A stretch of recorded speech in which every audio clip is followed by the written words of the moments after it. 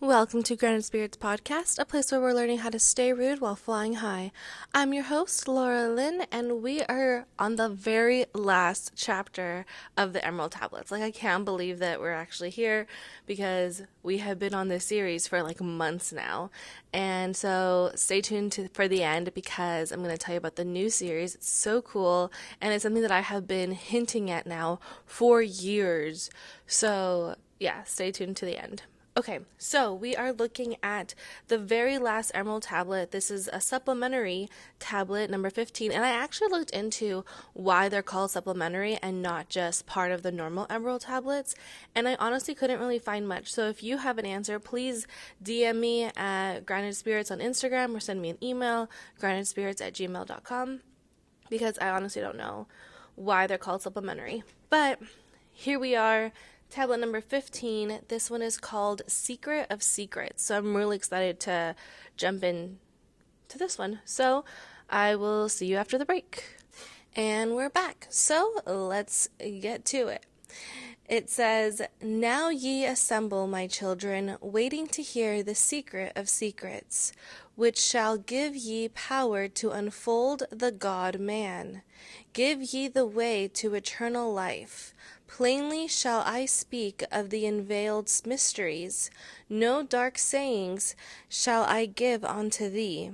Open thine ears now, my children, hear and obey the words that I give. First I shall speak of the fetters of darkness, which bind ye in chains to the sphere of the earth. Darkness and light are both of one nature, different only in seeming. For each arose from the source of all. Darkness is disorder, light is order. Darkness transmuted is light of the light. This, my children, your purpose in being, transmutation of darkness to light." And this is actually really cool because you hear about this a lot in the spiritual community, that we need to learn how to become alchemists, how to transmute all of this negative energy into something positive. I am currently reading a book called The Geography of Genius by Eric Weiner. And it's a really cool concept. He's going around the world, present day. This is in 2016, so close enough. Present day, to go to the actual places where these golden ages took place millennia ago or centuries ago, in some cases. So he goes to Athens, he goes to Florence, he goes to Silicon Valley, he goes to Edinburgh, Calcutta. I'm trying to think of all of them. Those are the ones just off the top of my head. But anyway, what he has found so far, I'm only halfway through the book. So far, what he has found is that wherever he goes, wherever they had these golden ages, it was during a time of instability. So for instance, in Florence, it was because of the plague. It's the one I just finished reading. That's why it's fresh in my mind. But in Hangzhou, I hope I said that right. It's in China. They were paying off their enemies to have peace because they didn't have the war effort to be able to fight them off. But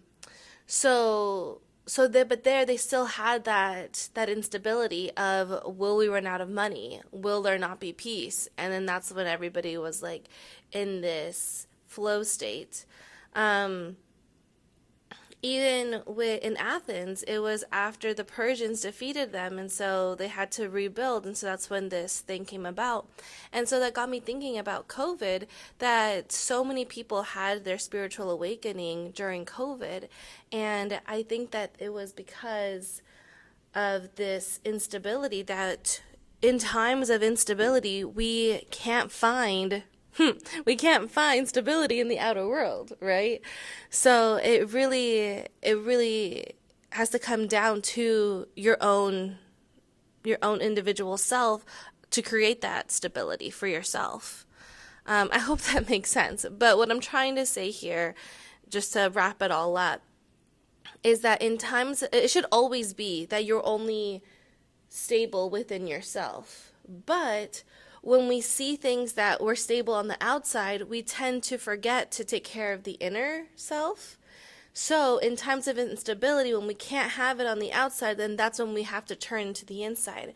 So I'm curious to know if we are constantly working on our inner self.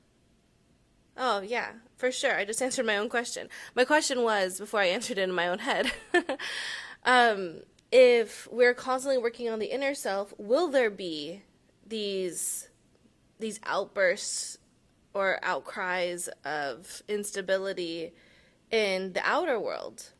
And the answer is yes, because we have read, well, I have read, so many different authors who have talked about the inner self just be, or the outer, how do I say it? The outer world being a reflection of the inner self. So if you're fighting and having conflict with yourself on the inside, then that's when you see it on the outside.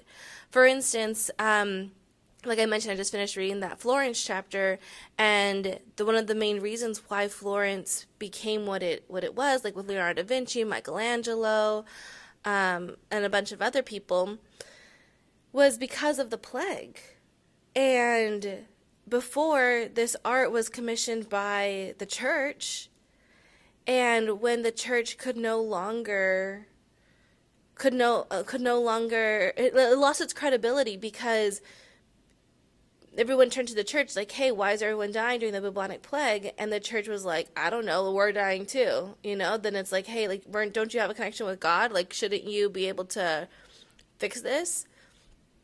And when they couldn't, a lot of people went to the humanists, and the humanists were all about seek within, figure yourself out, learn how to be human, why, and they were secular. So it all kind of comes full circle that we have to constantly be learning about ourselves, and we have to stop being sad. I think that especially before COVID and during COVID, a lot of people got sad. I think before COVID, people were sad, people were dead inside, but during COVID, it was brought to the forefront when they had nothing else to do except for examine their life and how miserable they were. And I think that, like I said, that's why a lot of people turned to astrology or tarot or just spiritual movement in general. The book Wild Women Who Run with Wolves, something like that. I always forget the full title. But it's by Clarissa Pinkola Estes. And in that book, she talks about a wolf woman who goes around collecting wolf bones. And the reason why she's doing it is because each little bit is a different part of her soul. And so that's why so many people are drawn to astrology or tarot or all these other kinds of divination tools, because it allows us to understand ourselves better. It's like we're collecting the bones of a wolf, but the bones are pieces of our soul. And so when we bring them all together, that is how we become whole. So all of that to say is, with this transmutation bit that we just read here from Thoth, that really is the purpose of being human, to take everything that's painful and to transmute it. So the painful is like the darkness, and to transmute it into the light, or like goodness, or creativity, the art, or just work, that you should never, what I've been learning, just like on my own journey, that I have to stop trying. It's like what Yoda says, do or do not, there is no try. So I have to just be me and stop trying. I just have to do it. And what's funny is I was complaining in a way to my husband that I posted a TikTok where I wasn't even trying. I was just like letting people know what I'm doing. So on my other podcast, it's called Ela Radio, and I go to a museum every single day to learn about stuff, to become a polymath, somebody who knows a little bit about everything, or like knows across disciplines is what it actually means. And so I went on TikTok just saying like, hey, I'm going to be going to museums if you guys want to see me go to museums every day. And that was one of my most successful videos. And I'm like, what? Like, how? I went on there for 2 seconds and it blew up, where other ones I have a script and I put all this time and effort into editing and putting all this other stuff, and it gets like 100 views. So it's just really interesting how that works. And it's exactly what Thoth is telling us here, that darkness and light is from the same place. It's from God. And darkness, it isn't necessarily bad. It's just we can't see the order that it holds. And that's why it says darkness transmuted is light of the light. Once we can bring our light to it, then we can see how it is part of the light. That's the other thing that Eric Weiner talks about in his book, is that geniuses, they have the ability to see what others cannot. So they have this way of observing the world that most do not, and that's what makes them geniuses. All right, let's move on. Hear ye now of the mystery of nature, the relations of life to the earth where it dwells. Know ye are threefold in nature, physical, astral, and mental in one. 3 are the qualities of each of the natures, 9 in all, as above, so below. So what I think he's talking about here is the soul, mind, body, and spirit. So this whole time throughout the 15 tablets, he's been saying that it's all about freeing the soul. We have to acquire all of this knowledge so that we can free the soul. But now he's saying that we're made of threefold in nature: physical, astral, and mental. So physical is like the actual body, so in the mind, body, spirit, it'd be the body. Astral would be spirit.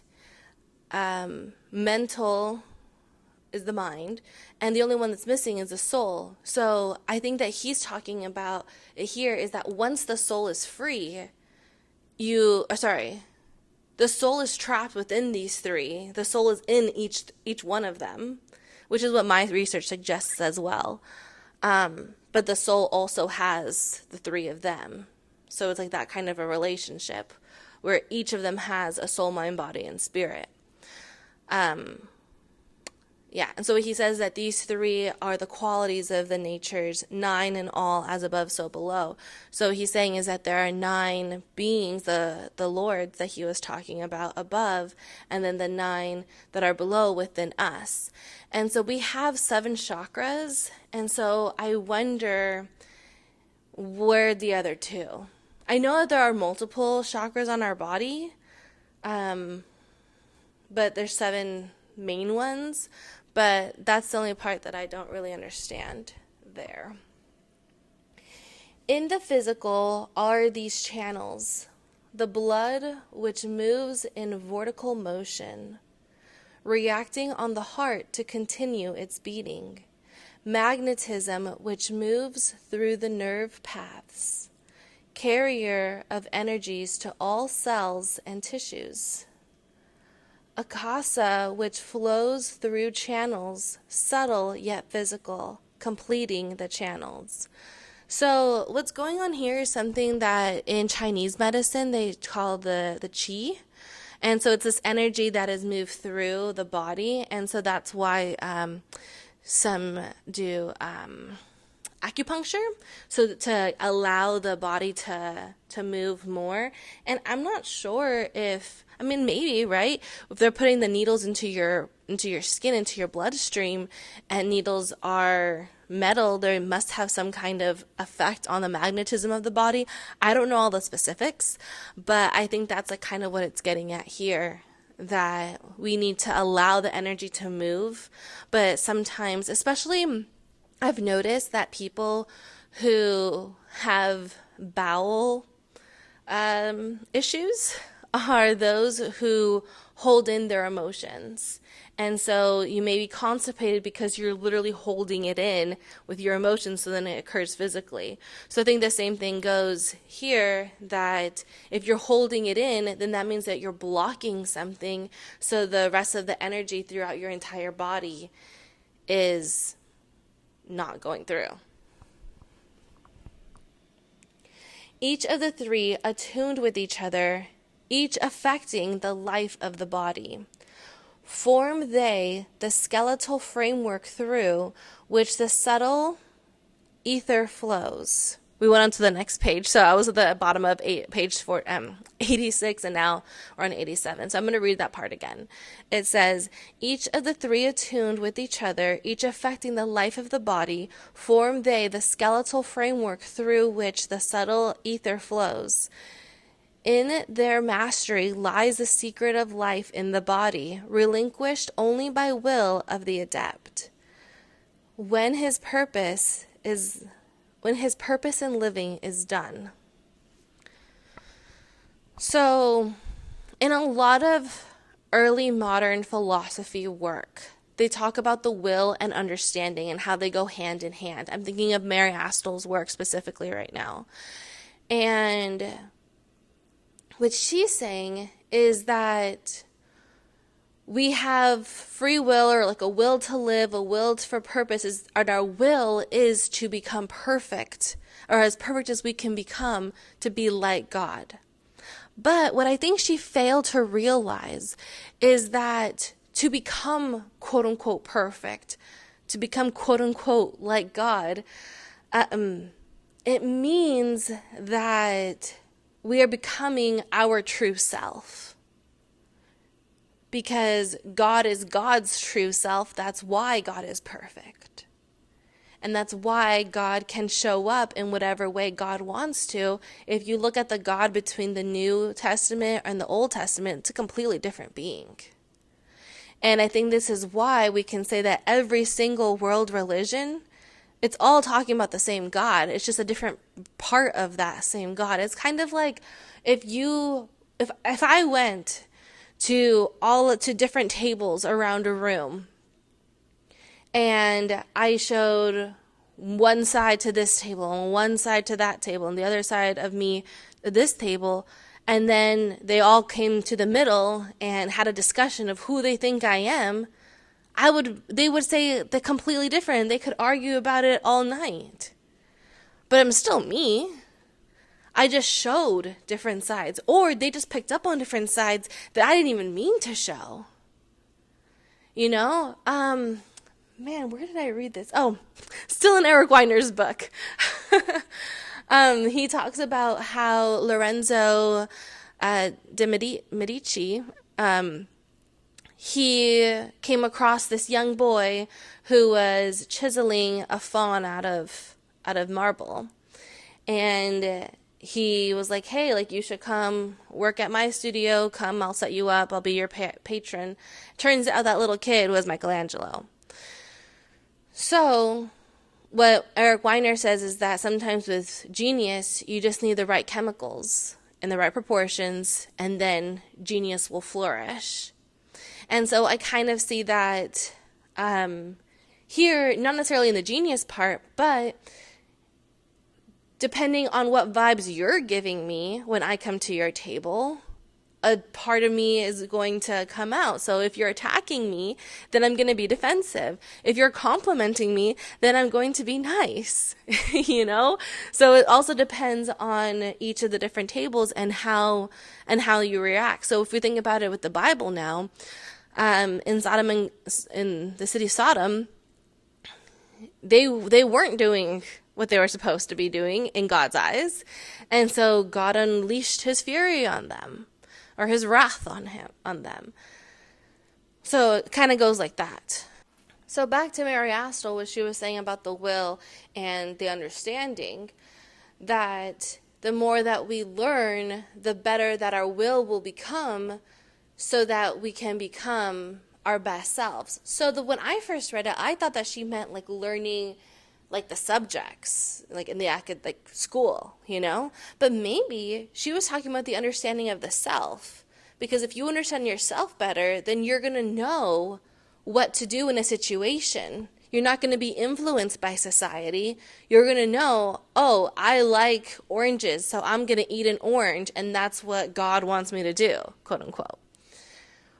Like if that was the decision, eat an orange or don't eat an orange, or eat an orange or eat an apple, you know? If I know myself, if I know that I like oranges more than apples, then it'll be easy. Of course I'm going to choose the orange. Why would I choose the apple? But if I don't know myself, that's going to be a very difficult decision. which one will I choose? Which one's going to make me happier would be the question. But I don't know unless I try them, right? So I think that's what it also takes, is to know the self by taking risks. That I might try the apple and hate it. And so the next time I'll know, choose the orange. But I wouldn't have known that unless I took the risk. And that's also another thing of genius that Eric Weiner talks about in his book. Okay. Next. 3 are the natures of the astral. Mediator is between above and below, not of the physical, not of the spiritual, but able to move above and below. So again, I've talked about this a lot on this podcast, that the Holy Spirit, she is the God that is everywhere. So when we talk about God being omniscient, over here stuttering, that is the Holy Spirit. So that's what he's saying here. Like I said earlier, astral is spirit. And so she is of the spirit, and she is above and below. She's on the physical, not on the spiritual, but she's able to move. So if we're thinking about it with the Trinity, she's the astral, Jesus would be the physical, and God would be the spiritual. 3 are the natures of mind, carrier of the will of the Great One, arbitrator of cause and effect in thy life. Thus is formed the threefold being, directed from above by the power of 4. So what he's saying here is that it's your mind, it's the one that's in charge. Your mind gets to decide, yes, I'm going to eat that orange, or no, I'm not going to eat that orange. Going back to that example, that your mind is the ruler, is the president or the dictator, however your mind works. So if it's a president, and if it's an actual democracy, not like what we have here in America these days, then it would be that your mind would be able to communicate with every single cell in your body to know what your body needs, or what you need spiritually or mentally or physically. Would be able to know, and then you'd be able to make decisions based off that. But again, if we're holding in our holding in our emotion, then we're not able to send those signals.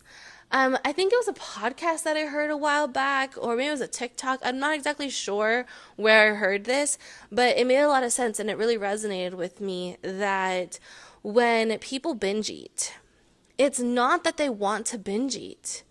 It's not that you lack self-control. It's not any of that.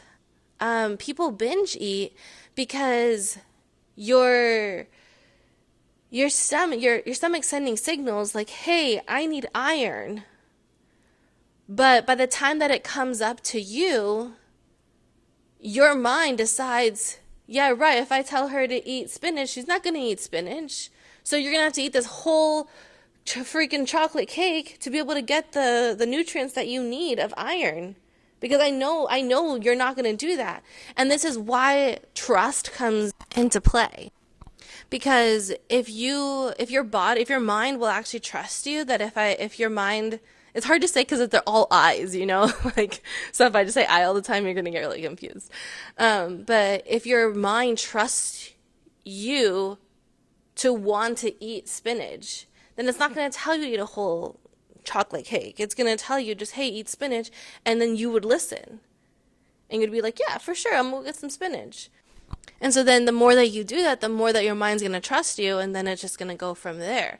So what I've been doing is, when I put my makeup on, or when I eat, or when I do something for my body, I specifically tell my body, this is me taking care of you.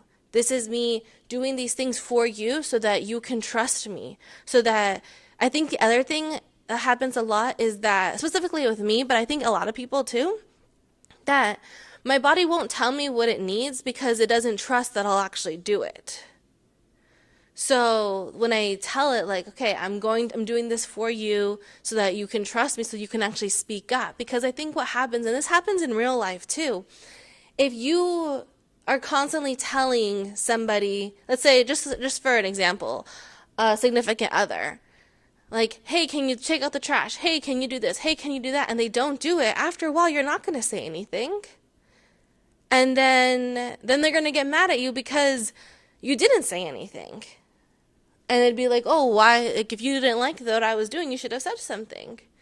But if they don't trust that you'll actually do it, then they're not going to say anything. So it's all about building that trust. I keep going back to Eric Weiner, but I can't help it. In the Edinburgh chapter, he talks about how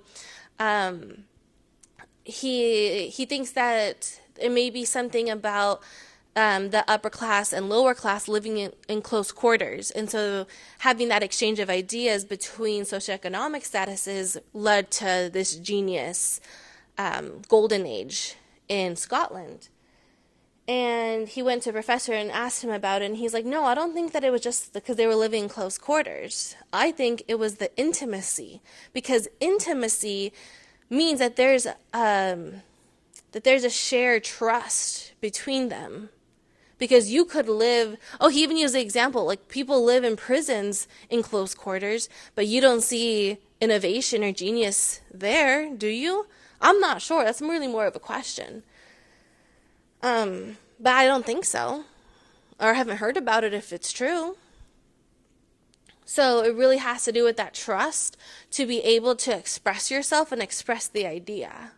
But moving on that same point in that book, he says that they would it's some kind of term where they would make fun of you, but it wouldn't be making fun of you, it would be making fun of the idea and just like slashing it, like being really mean to the idea.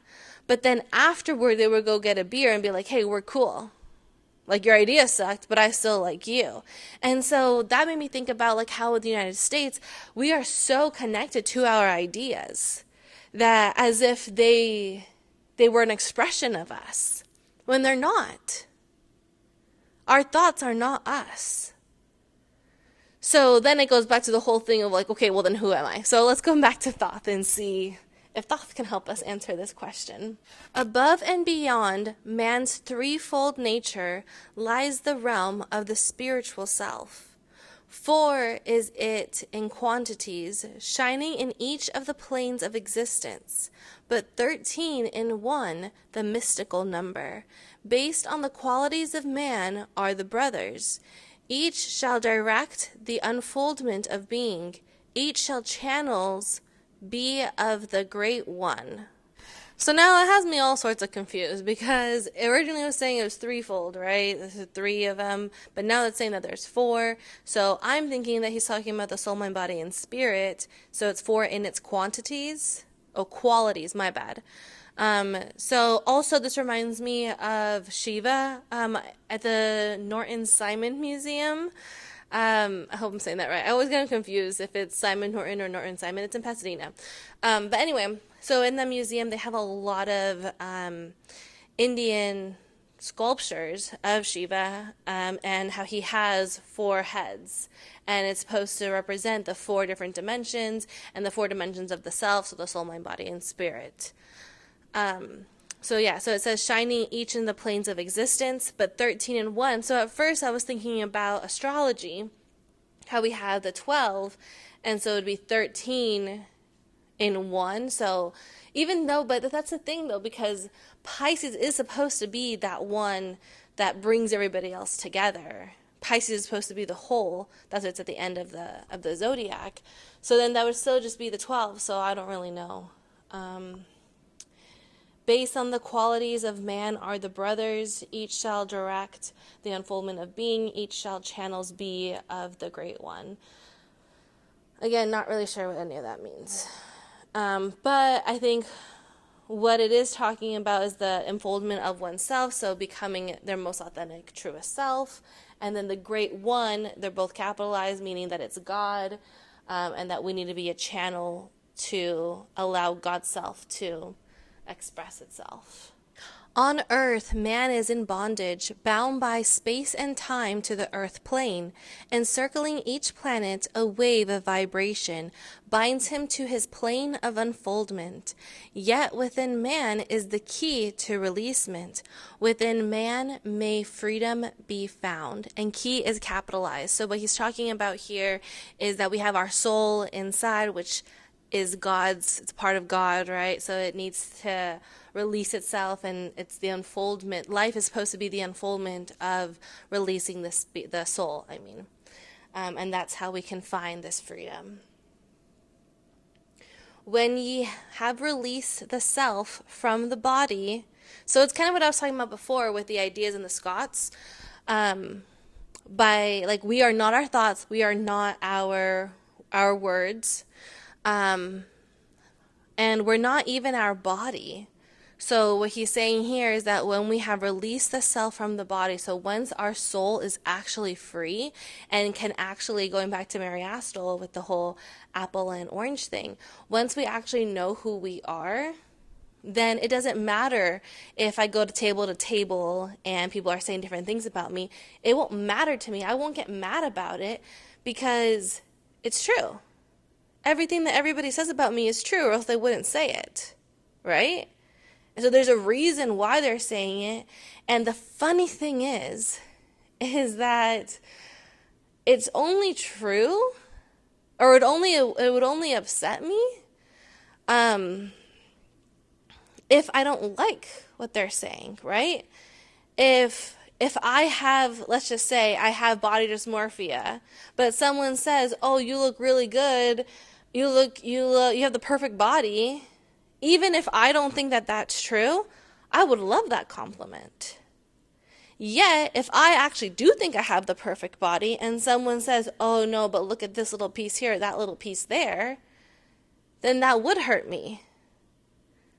But the thing is that it shouldn't hurt me, because I know, no, actually, it should hurt me. You know why?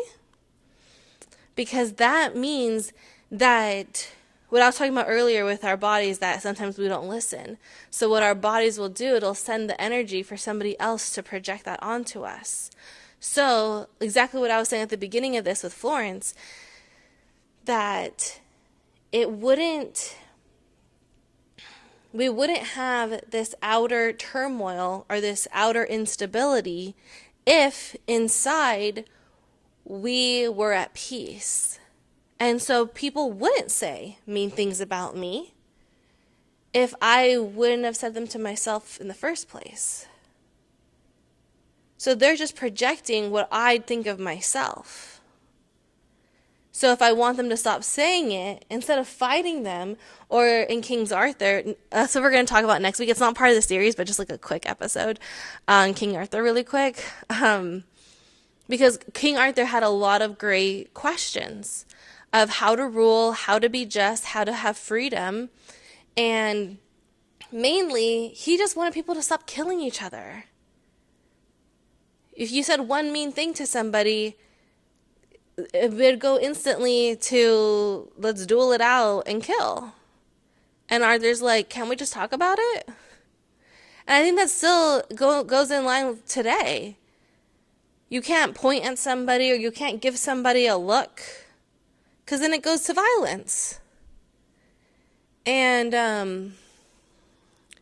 yeah, it shouldn't be like that. So the whole point is that you wouldn't be so reactive if you understood that everything that anybody looks at you or says about you or anything of that kind of nature is because that's what you're saying to yourself, and you get mad about it because you're just fighting with yourself.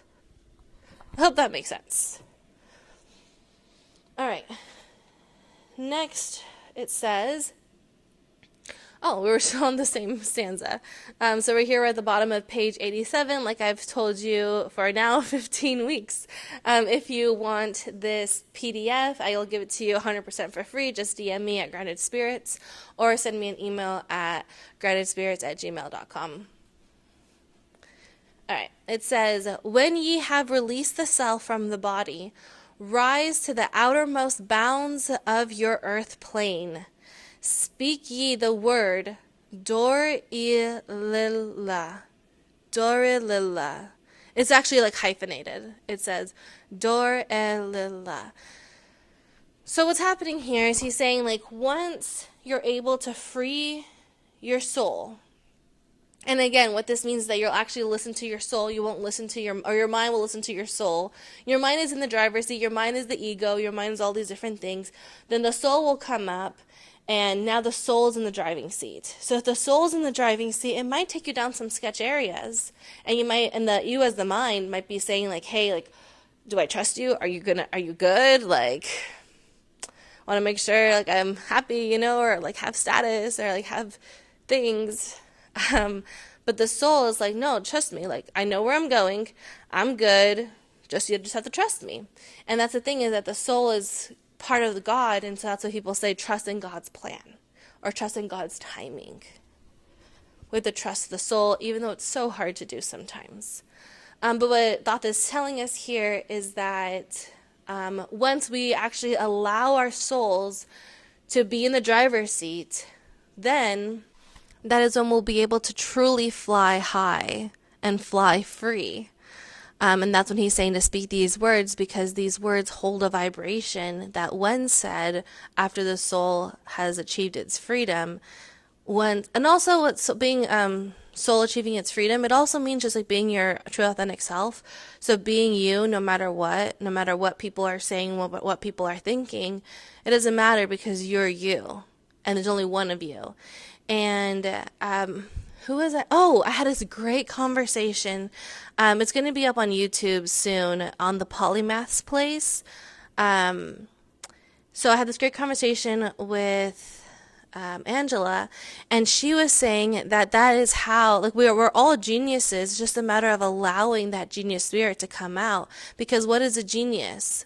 The definition of a genius is just somebody who stands out and sees the world differently enough to change it or to innovate it. And so we each have our own perspective. It's just a matter of unleashing that. And how do we unleash it? By freeing the soul, by allowing that soul into the driver's seat. And so that's what Thoth is saying. Like, then we could say Dor-e-lila, so that we could like achieve even higher bounds. Then he says, then for a time your light will be lifted. Free may ye pass the barriers of space. Okay, yeah, so that's why you're saying that, so that you can do this. For a time of half of the sun, 6 hours, free may ye pass the barriers of earth plain. See and know those who are beyond thee. Yeah, to the highest worlds may ye pass. See your own possible heights of unfoldment. Know all earthly futures of soul. So he's saying at the instant when you can finally free yourself, you have to say this so that you can know what else is out there, so you know what your next step is. So it's kind of like in a video game, when you pass a level, then you get to like see the map, and you're like, whoa, like I have a whole new map. I get to see all these different things, and then you get started, right? So that's what's going on here. Now we're at the top of 88. Bound are ye in your body, but by the power ye may be free. This is the secret whereby bondage shall be replaced by freedom for thee. Calm let thy mind be. At rest be thy body. Conscious only of freedom from flesh. Center thy being on the goal of thy longing. Think over and over that thou wouldst be free. Think of the word La il Ganover. I'm going to try that one more time. They're all dashes. La il Ganover. And over in thy mind let it sound. So what he's doing here is just the way that our voice, like the way that our vocal cords vibrate when saying these words. That's the vibration that needs to be produced in order to be able to drift the sound to the place of thy longing. Free from the bondage of flesh by thy will. Hear ye while I give the greatest of secrets, how ye may enter the halls of Amenti, enter the place of the immortals as I did. Stand before the lords in their places. Lie ye down in rest of thy body. Calm thy mind, so no thought disturbs thee. Pure must ye be in mind and in purpose, else only failure will come unto thee. Vision Amenti as I have told in my tablets. Long with fullness of heart to be there. Stand before the Lord in thine mind's eye. Pronounce the words of power I give mentally. Okay, again, they're dashes, so bear with me here. Mek'at al Shab el Hel sur Ben el Sabrut sin Ephraim Ka el. Relax thy mind and thy body, and be sure your soul will be called. So what's wild there is that while I was saying that, I felt really relaxed. And then the next line was relax yourself. So that was cool. But he's saying it to keep repeating that so that you can be before these lords to help you on your next part of your journey. What it also said about Envision the Hall of Amenti, there's a whole, in case you missed it, there's a whole tablet on the Halls of Amenti, so you can go back to listen to that one. And he's right, in that tablet, we go over it on the podcast, how it looks. He takes a step by step, how he got down there, what it looks like, what happens there, everything. Now I give the key to Shambhala, the place where my brothers live in darkness, but filled with the light of the sun. O darkness of earth, but light of the spirit. Guides for ye when my day is done.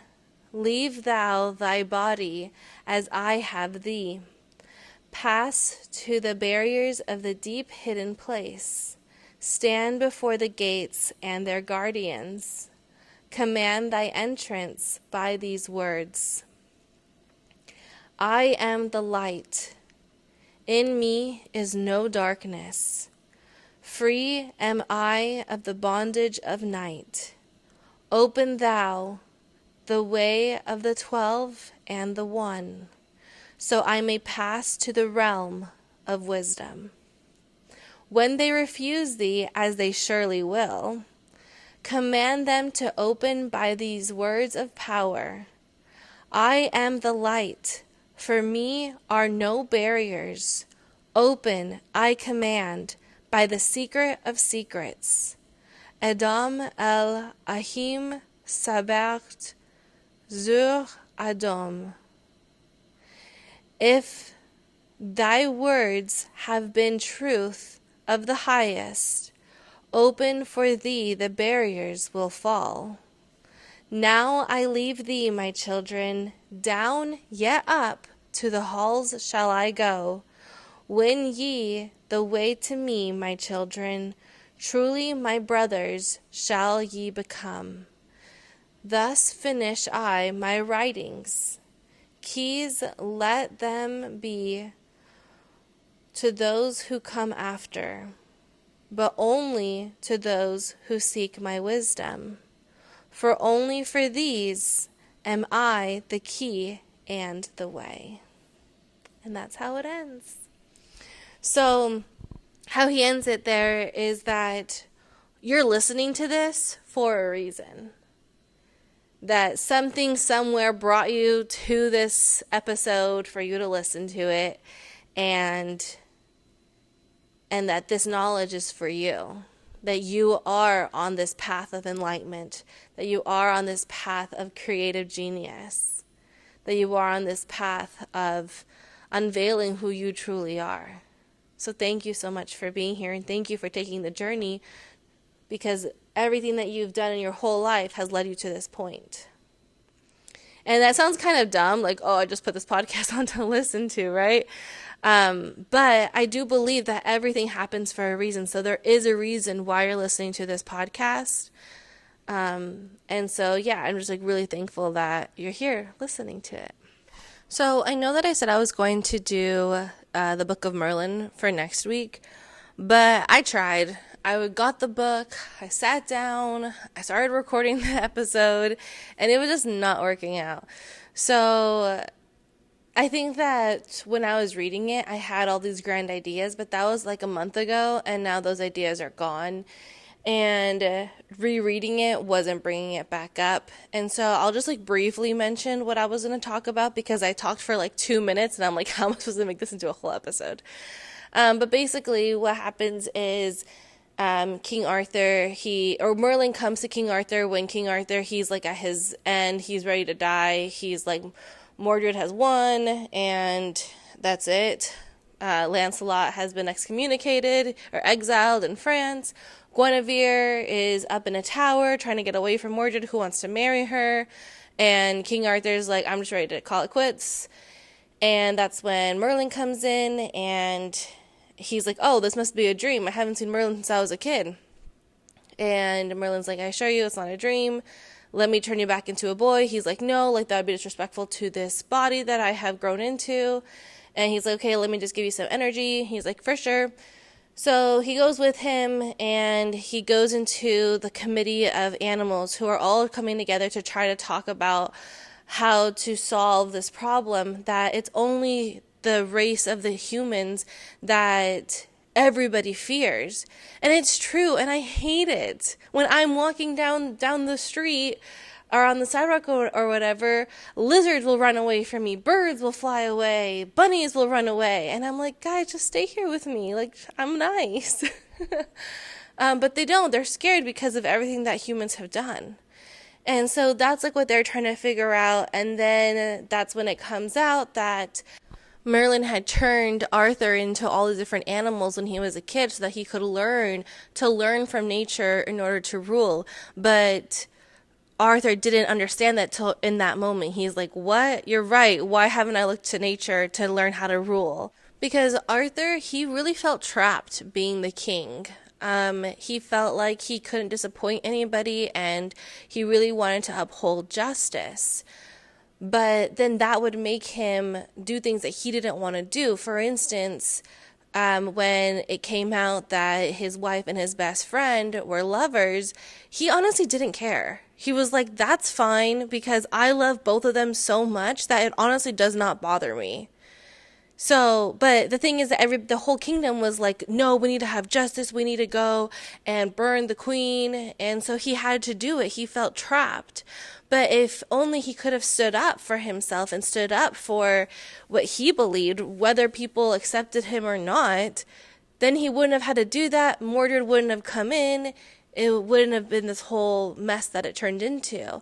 If only he put himself at a different level. But the thing is that he didn't want to do that because he says, well, I'm the king, so I have to lead by example. So if I want others to seek justice and to have justice, I need to have it too, even though he didn't care. But anyway, so that's like when it all comes full circle. He's like, oh yeah, like I should be learning from the animals. And so then that's when Merlin turns him into an ant and he turns him into a goose. And when he's an ant, he realizes how awful it would be to live in a society where there is no sense of individualism. Where he said, like, there's not even, he said, like, they didn't have the language to ask the ants what they thought about this political ideology because there were no words for it. They didn't even have words for good and bad. It was just done and not done. And even when he was eating, his food wasn't his own. Any ant could just come and eat from his stomach. And yeah, he absolutely hated it. And so as a goose, he really enjoyed it because he was able to have this freedom. He was able to just be himself. And he ended up falling in love. And I think the whole time he never really learns what love is. I think for him, love is just a person who could take care of him and who could offer him companionship instead of like that lustful, passionate kind of love. And so, and honestly, it was never clear that they ever consummated the marriage. Guinevere never had any children, and they talk about her and Lancelot being in bed together, but they never talk about her and Arthur being in bed together. So he may have not even had that with her. He did have a son because he was seduced when he was 19 by this woman who ends up being his half sister, but he didn't know that at the time. But anyway, the whole point is that he falls in love with this goose and he's like, I could be happy here. I could start over. I could actually live a happy life, because that's when he realizes that his whole life, he's always just done what was expected of him. He never did what he actually cared about, what he actually wanted. So he's like, wow, like this is my second chance to be this goose and to have this lady friend and to live out my life the way I intended to be. And then right when he was gonna ask the moose, I think he did actually, he asked the goose to marry him or like to be with him, and she says yes, and then he gets whisked away by Merlin. And he's like, what? Like, that was my only chance to happiness, and you took it away from me. And he's like, no, I'm doing this for your own good. Like, you have to go back. And that's kind of like where it leads off. That, like, now with this new knowledge that everything's going to be fine. And, yeah, but I guess just, like, relating it back to Thoth, it's so important for us to do what we want to do and not what is expected out of us or what we think is expected out of us, because that's the thing, is that we think we know what people are thinking of us, but that's not necessarily the case. So people are going to think bad things if they don't like you. People are going to think good things because they love you. So just be yourself.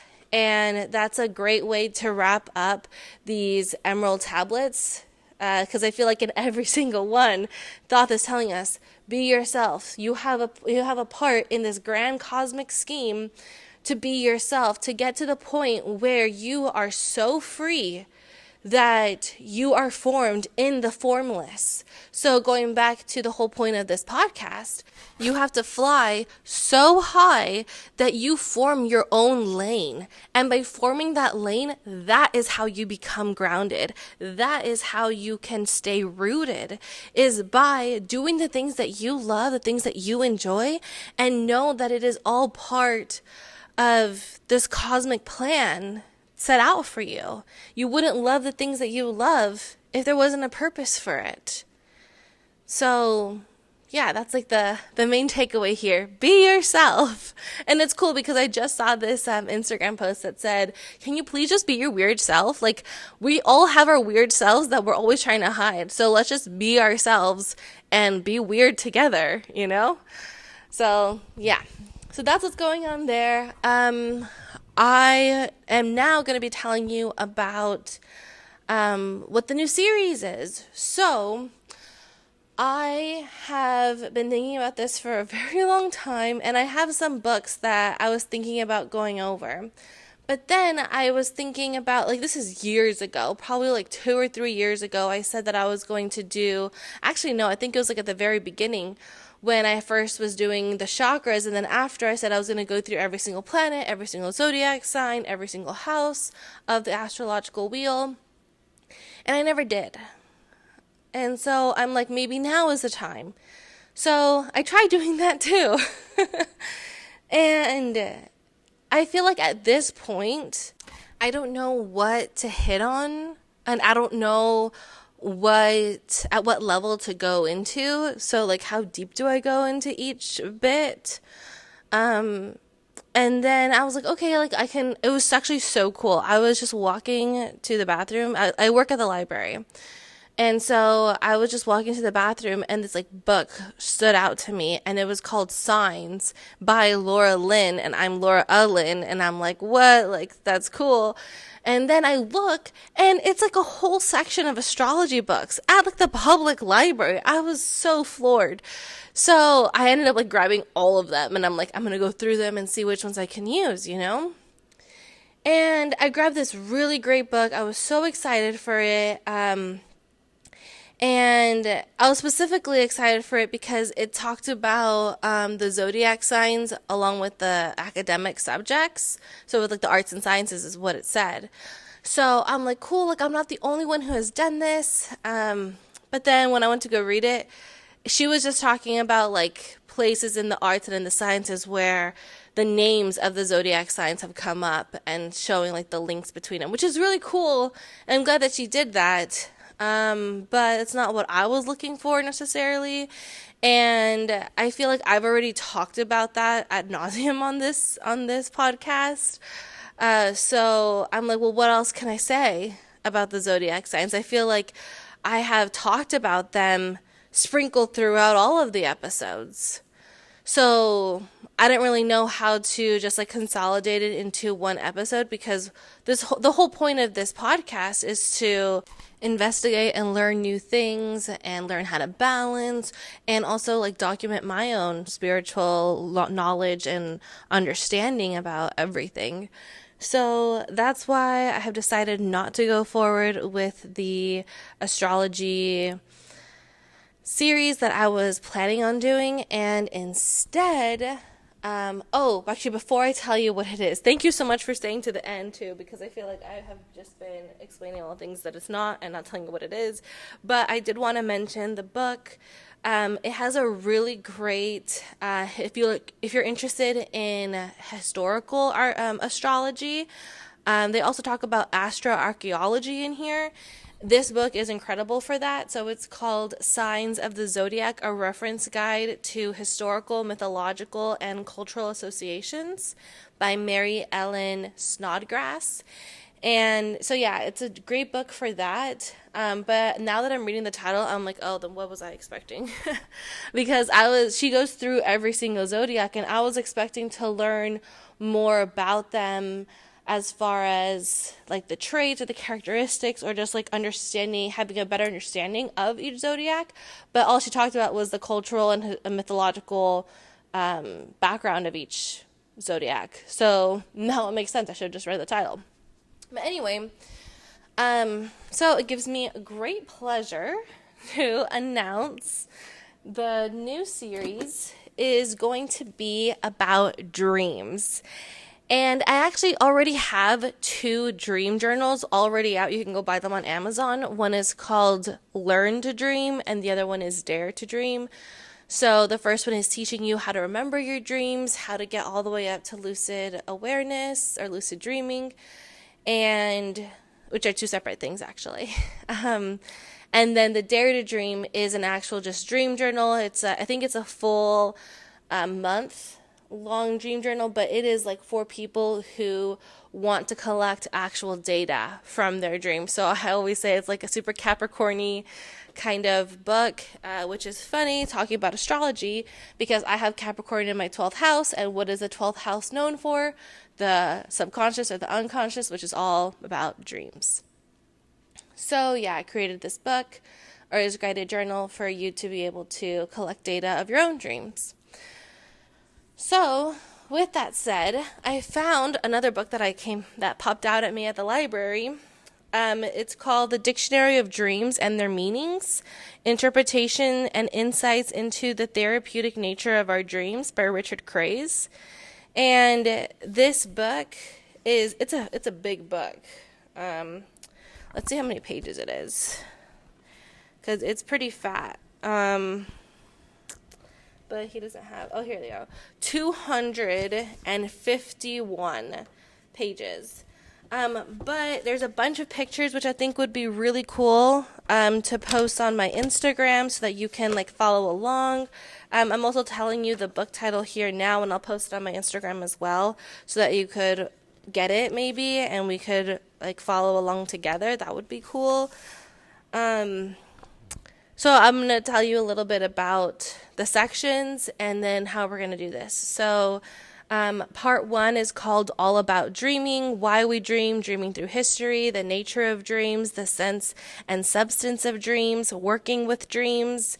Oh, I'll probably talk about it then, but since today we're talking about King Arthur, I wanted to mention that, like I said, that he thought that Merlin was just a dream, and then Merlin's like, "Oh, but can you smell this?" And he like whips out some pastry, and he's like, "Oh, yeah, I can. You're right." He's like, "Yeah, you can't smell in your dreams." And then in a different dream book that I've been reading, she says that that's very common that we can't smell in our dreams. So DM me or like put it in the comments because there's comments now here on Spotify. Like that's so cool. Yeah, comment below if you have been able to smell in your dreams or not. Okay. Next is part 2, the dream lexicon, abstract qualities, nature dreams, the cycle of life, mind, body, and spirit, engaging with people, living in the world, movement, machines and structures, magic and fantasy. And that's it. Isn't that crazy? So, I don't know. It'll just depend on the time. I might be able to do this in 2 weeks because a lot of it is pictures. And just do All About Dreaming in part 1 next week, and then part 2, the Dream Lexicon, the following week. Or I might do the little bits. So the Why We Dream could be one episode. Dreaming Through History could be another episode, of like the subtitles.